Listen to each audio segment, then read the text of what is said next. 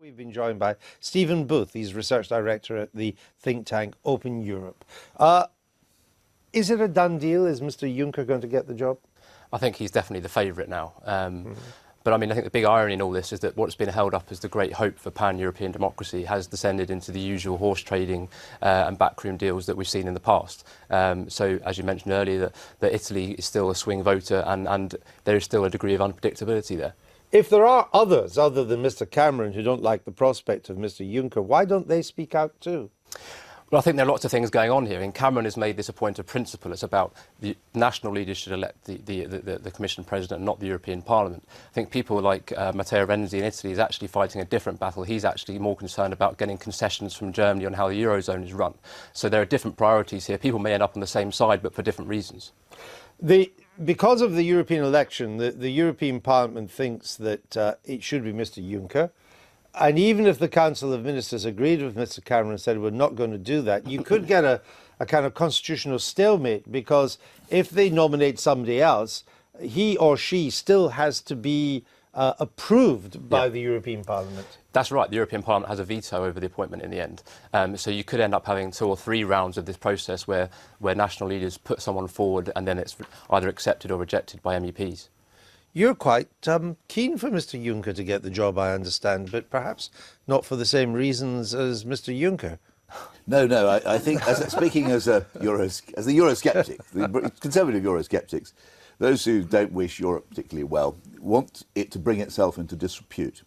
Well, some sort of clueless sort of ex-premier of Luxembourg, that sort of world centre of tax dodging and corruption, held in complete sort of disdain by other world leaders, a man wedded to some sort of bankrupt 1970s ideology. This is exactly the man we need if the full ghastliness of the European idea is going to be brought into widespread attention. Is it not quite remarkable that, given that the European elections, it's not just the European elections, events in the Eurozone, youth unemployment and so on, that there is deep disillusion with the European project across, not just in this country, Eurosceptic, I mean, the National Front won the election in France, and there is as Eurosceptic as you can get, that the response of the European elite is to choose a man synonymous with the European establishment way of doing things. I have to grant you that is true. I would prefer to talk about David Cameron, and I think he's been damaged by this sort of I'm going to fight this on the beaches and that. Well, no, it's not. And I think when he now talks about all these great reforms he's going to win from the European Union that he will then put before the British people in his referendum, people are not going to be so sure he can achieve them, well, because he said absolutely he's going to stop this man Juncker getting it. He's not going to be able to do it. But was he right to try and stop him? Well, he had a point of view. He's entitled to it, yes. No, that's not what I asked. Is he right? Well, I think in the way he did it, it was foolish. He should have got his ducks in a row. This is typical Labour response, isn't it? You sit there on the fence saying nothing. Not on the fence. I think is he right or is he wrong?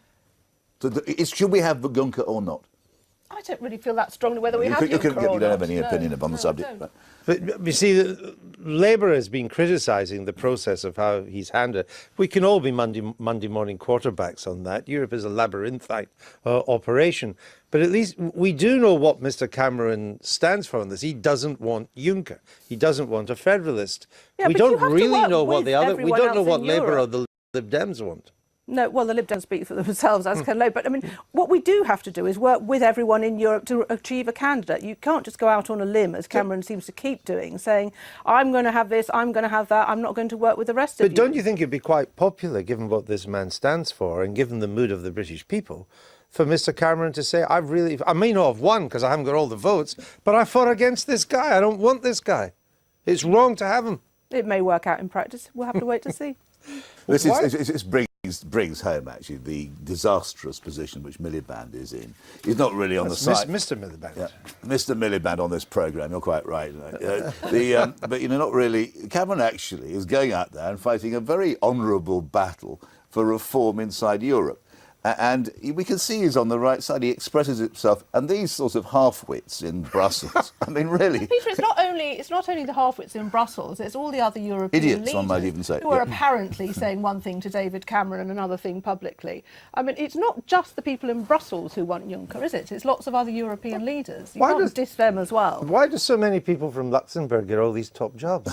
Is there something in the coffee in Luxembourg? I'm sure. But I think coming back to Jackie's point about Cameron losing face on this one, I think that that is true. But I think the one upside for Cameron in this is that people are going to be falling over themselves after this if Juncker is appointed to give the UK something, whether that's a top commission job or something on the reform agenda. We're not sure yet. So this is the way he's doing behind the scenes, saying I will do this and then you give me something back. Well, Angela Merkel already kind of made that clear yesterday that this may be a case of Britain has to take this one on the chin, but we'll do your deal later on.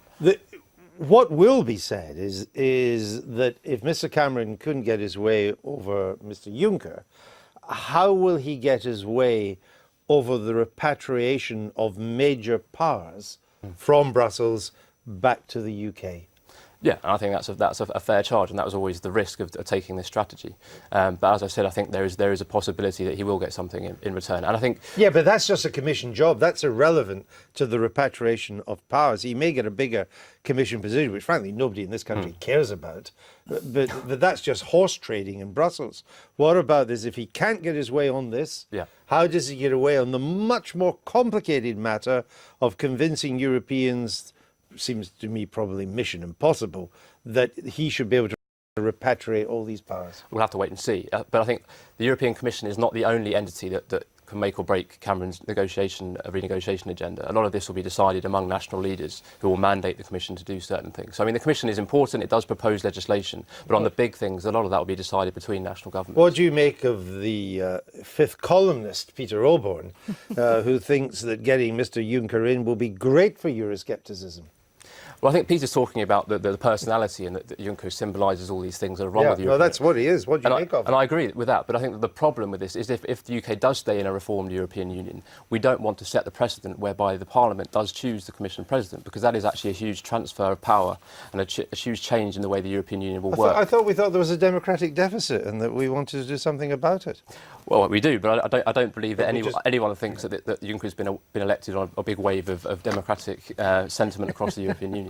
That's probably a fair point, isn't it? That's a fair point. All right, thank you very much.